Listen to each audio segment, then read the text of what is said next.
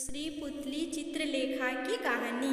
अगले दिन जैसे ही राजा भोज ने सिंहासन पर बैठना चाहा तो दूसरी पुतली बोली, जो राजा विक्रमादित्य जैसा गुणी हो, पराक्रमी हो, यशस्वी हो, वही बैठ सकता है इस सिंहासन पर।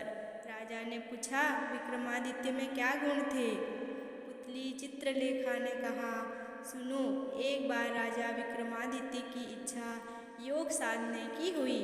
अपना राजपाट अपने छोटे भाई भर्तृहरि को सौंपकर अंग में भभूत लगाकर जंगल में चले गए।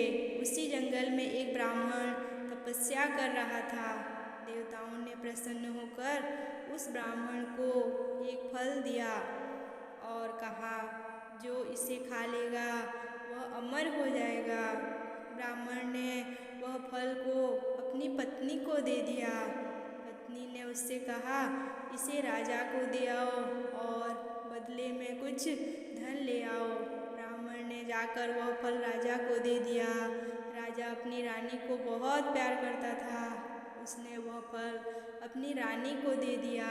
रानी का प्रेम शहर के कोतवाल से था। रानी ने वह फल उसे दे दिया। कोतवाल एक वेश्या के पास जाया करता था। उसने वह फल वेश्या को दे दिया। वेश्या ने सोचा कि मैं अमर हो जाऊंगी तो भी पाप कर्म करती रहूंगी। अच्छा होगा कि यह फल राजा को दे दूं। वह जिएंगे तो लाखों का भला करेंगे। यह सोचकर उसने दरबार में जाकर वह फल राजा को दे दिया। फल को देखकर राजा चकित रह गए। उन्हें सारा भेद मालूम हुआ तो बड़ा दुख हुआ। उसे दुनिया बेकार लगने लगी। एक दिन वह बिना किसी से कहे सुने राजघाट छोड़कर घर से निकल गए। राजा इंद्र को यह मालूम हुआ तो उन्होंने राज्य की रखवाली के लिए एक दूत भेज दिया। इधर जब राजा विक्रमादित्य की योग साधना पूरी हुई तो वह लौटे। दूत ने उन्हें रोका। विक्रमादित्य ने उससे पूछा तो उसने सब हाल बता दिया। विक्रमादित्य ने अपना नाम बताया, फिर भी दूत ने उन्हें जाने न दिया।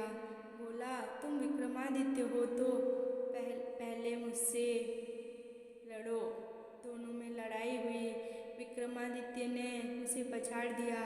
दूत बोला, मुझे छोड़ दो, मैं किसी दिन आपके काम आऊँगा। इतना कहकर पुतली बोली, राजन, क्या आप में इतना पराक्रम है कि इंद्र के दूत को हराकर अपना गुलाम बना सको? दोस्तों, कहानी पसंद आई होगी तो कहानी को लाइक करना, शेयर करना बिल्कुल भी मत भूलिएगा। और चैनल में पहली बार आए हैं तो चैनल को सब्सक्राइब कर लीजिएगा। कहानी सुनने के लिए आप